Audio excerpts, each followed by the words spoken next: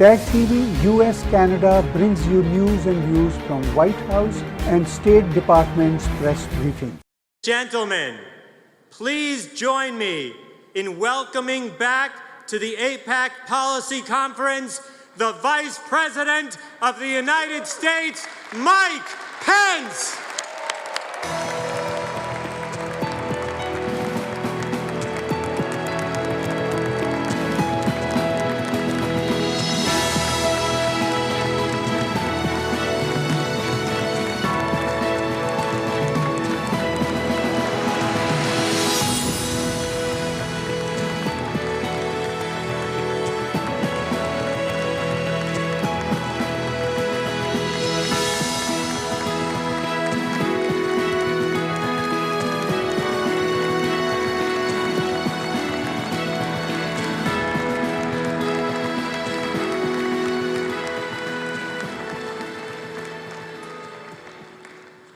Thank you, Dr. Friedman.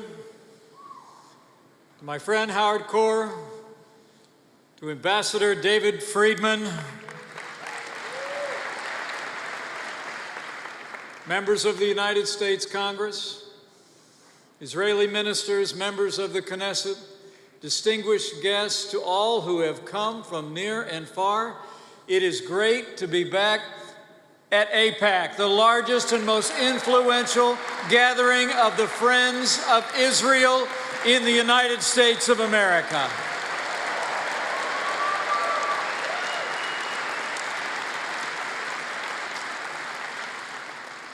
And tonight, I bring greetings from a friend of mine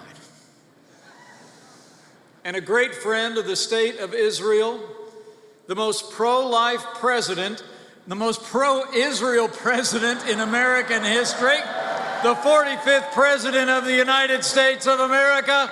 I bring greetings from President Donald Trump.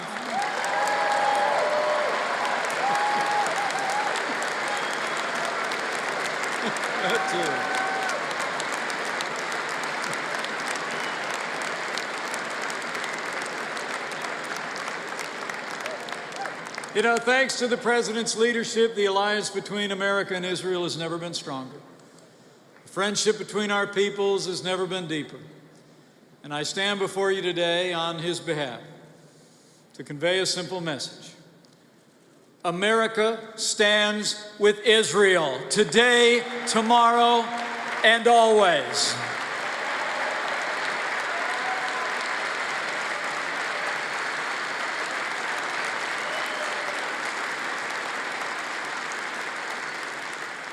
During his historic visit to Jerusalem, President Trump declared that the bond between our peoples are, quote, in his words, woven together in the hearts of both nations, and so it is. We stand with Israel because that's what the American people have always done. The people of the United States have always had a special affection and admiration for the people of the book. We stand with Israel because her cause is our cause. Her values are our values. And her fight is our fight. We stand with Israel because we believe in right over wrong, in good over evil, in liberty over tyranny. When I stood before you last March, I told you that President Trump would keep the promises that he made to all of you and to our most cherished ally. And so he has.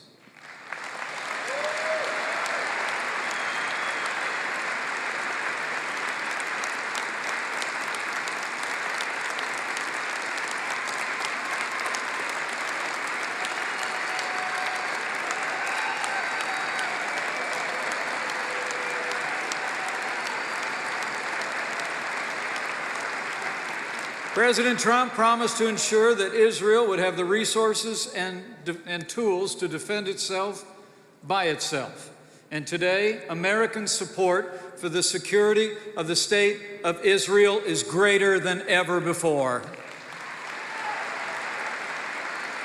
The President promised to take the fight to radical Islamic terrorists on our terms, on their soil. And thanks to the courage of our armed forces and the leadership of this Commander-in-Chief, ISIS is on the run, their caliphate has crumbled, and we will not relent until we drive this menace from the face of the earth.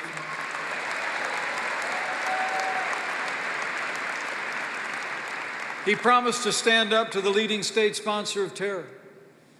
President Trump announced in October of last year, the United States of America will no longer certify the disastrous Iran nuclear deal.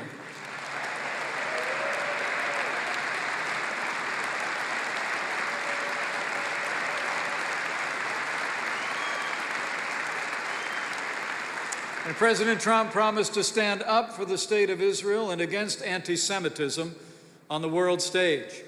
And with Ambassador Nikki Haley on the job, the days of Israel bashing at the United Nations are over.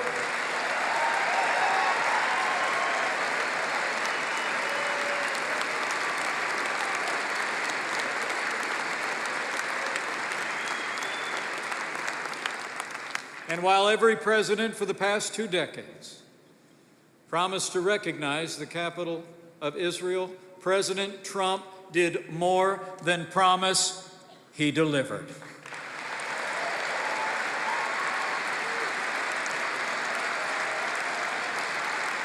And it was my great honor in January of this year to be the first Vice President of the United States to address the Knesset in Jerusalem, the capital of the State of Israel.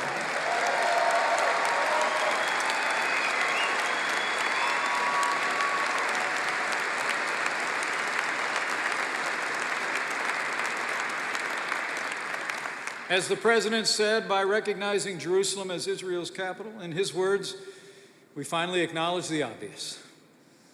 The State of Israel has called Jerusalem the seat of its government since its rebirth 70 years ago. You know, the United States of America was proud to be the first nation in the world to recognize the State of Israel in 1948. And just as Harry Truman made history, President Trump will make history again when, thanks to the strong efforts of Ambassador Friedman, in May of this year, we will open the American Embassy in Jerusalem.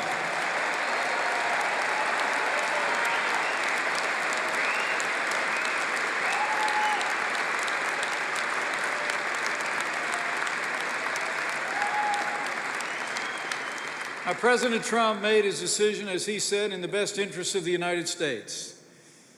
But he also made it clear that we believe this decision is also in the best interest of peace. By finally recognizing Jerusalem as Israel's capital, the United States has chosen fact over fiction. And fact is the only true foundation for a just and lasting peace. Under President Trump, the United States remains fully committed to achieve a lasting peace between Israelis and Palestinians. In announcing his decision on Jerusalem, the President also called, in his words, on all parties to maintain the status quo of Jerusalem's holy sites, and he made it clear that we were not taking any position on final status issues or specific boundaries or the resolution of contested borders. And as the President reaffirmed, if both sides agree, the United States of America will support a two-state solution. As we gather here, our team, Jared Kushner, Jason Greenblatt, and our great ambassador are hard at work crafting our administration's vision for peace. And while any peace will undoubtedly require compromise, know this: the United States of America will never compromise the safety and security of the Jewish state of Israel.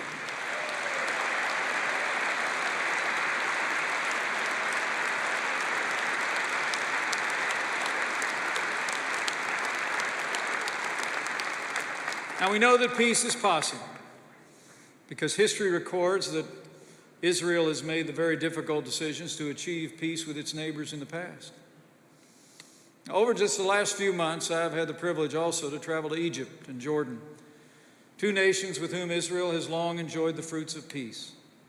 I spoke with America's great friends, President al-Sisi of Egypt, King Abdullah of Jordan, about the courage of their predecessors who forged an end to conflict with Israel in their time.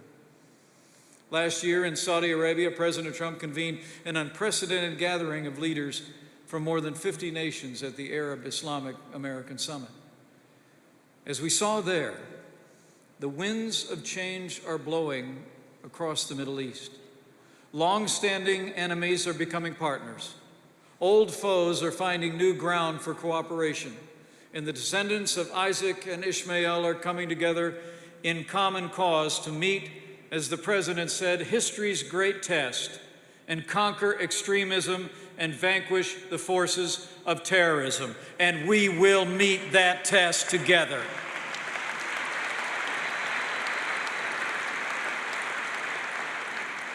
Radical Islamic terrorism knows no borders, targeting America, Israel, nations across the Middle East and the wider world. It respects no creed, stealing the lives of Jews, Christians, and especially Muslims. And radical Islamic terrorism understands no reality other than brute force. And together with our allies, we'll continue to bring the full force of our might to confront and defeat this enemy in our time. As I said, we've made great progress in the fight against ISIS. We've liberated nearly all the territory once held by those barbarians, and we have beaten them on the battlefield time and again. But as the enemy retreats, we must be vigilant. We must be vigilant to prevent others from taking its place. And let me assure you tonight, we will not allow the defeat of ISIS to become a victory for Iran.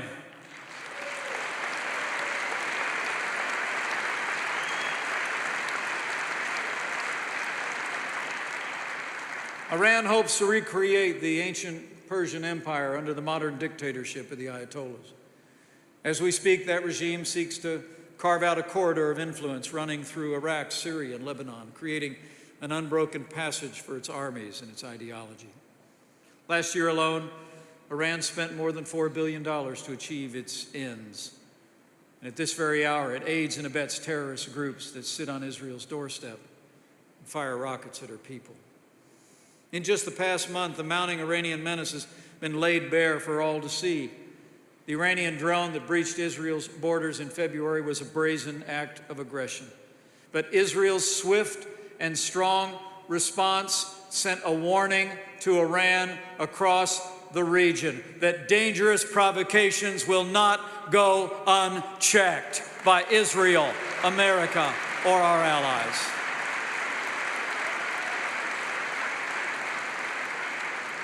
But the danger posed by Iran extends much further than its support of terrorism. As we all know, that regime continues to develop advanced ballistic missiles that can threaten every square inch of Israeli soil and the lives of all her citizens. And the disastrous nuclear deal signed by the last administration did not prevent Iran from obtaining a nuclear weapon.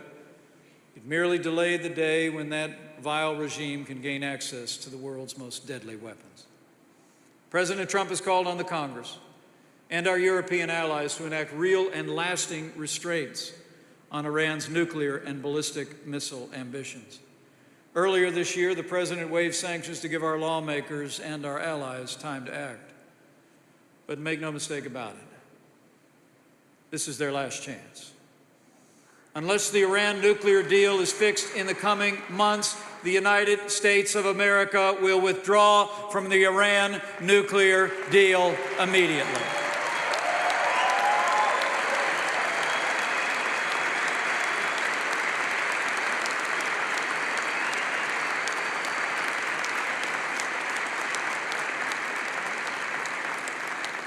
Whatever the outcome of those discussions today, I have a solemn promise to you, to Israel and to the wider world. The United States of America will never allow Iran to acquire a nuclear weapon.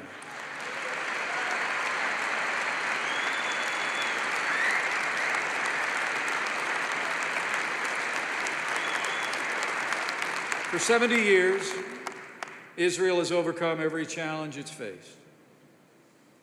And in this year of celebration, as we commemorate that miracle of history, I say with confidence that the Jewish state and the Jewish people will continue to inspire and awe the world for generations to come. Indeed, how unlikely was Israel's rebirth, how more unlikely has been her survival and prosperity, and how confounding and against all odds has been her thriving. The Jewish people have turned the desert into a garden, scarcity into plenty, sickness into health. They've turned hope into a future of security and prosperity. A tiny people in a tiny land, a land with no natural resources, no rushing rivers or verdant valleys, a nation that, despite not knowing a single day of true peace, has in 2 short generations become one of the world's most vibrant and successful nations, is a marvel to the world.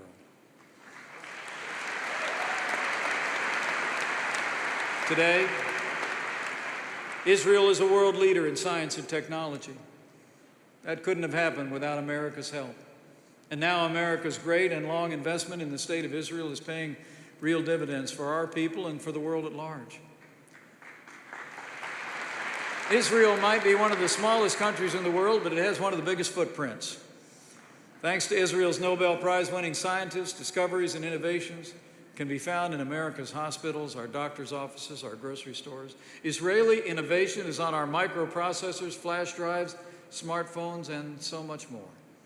In 70 years, Israel has transformed itself into a fountainhead of innovation and entrepreneurship, producing astounding technological advances in nearly all fields of human endeavor. In a word, Israel is like a tree that's grown deep roots in the soil of its forefathers, yet as it grows, reaches ever closer to the heavens, it gives shade and sustenance to all who seek shelter under it. A living testament to the power of freedom and the power of faith.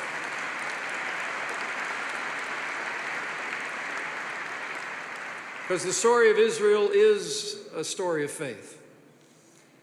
The Jewish people held fast to a promise through all the ages, written so long ago that even if you have been banished to the most distant land under the heavens, from there, he will gather you and bring you back to the land which your fathers possessed.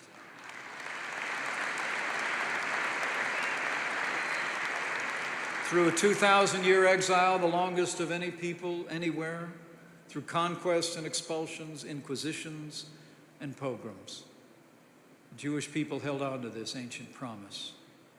And they held on to it through the longest and darkest of nights.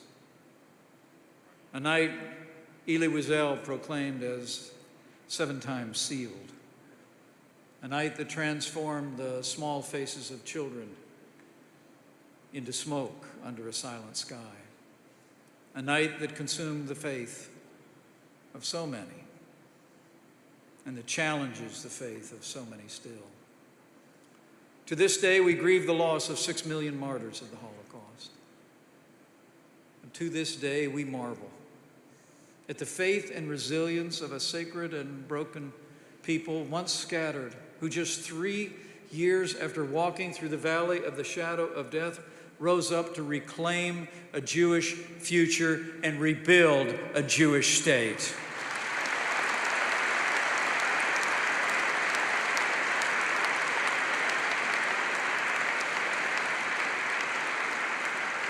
And in this 70th anniversary year of Israel's rebirth, I say again, along with Jewish people everywhere, thanks to the Lord our God, who has kept us alive and sustained us and brought us to this day. Shehi Kiyanu, Viki Amanu, Vihigianu, Lazman, Haseh.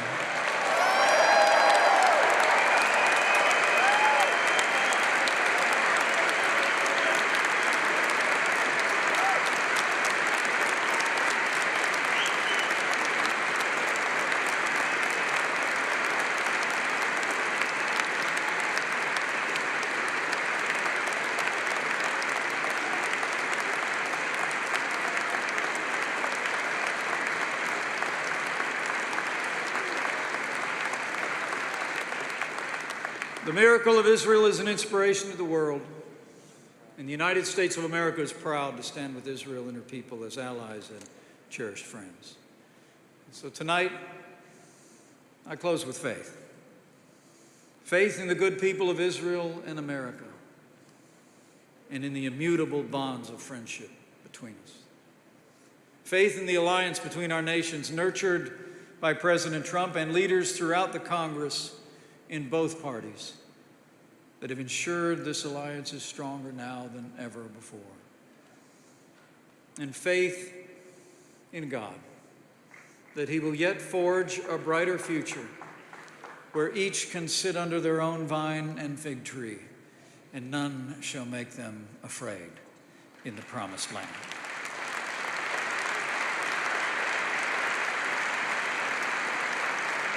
With the unwavering support of all of you and all who call these two great nations home, with the leadership of President Donald Trump, and with God's help, I say with confidence, the best days for Israel and the United States of America are yet to come. God bless you. God bless Israel. And God bless the United States of America.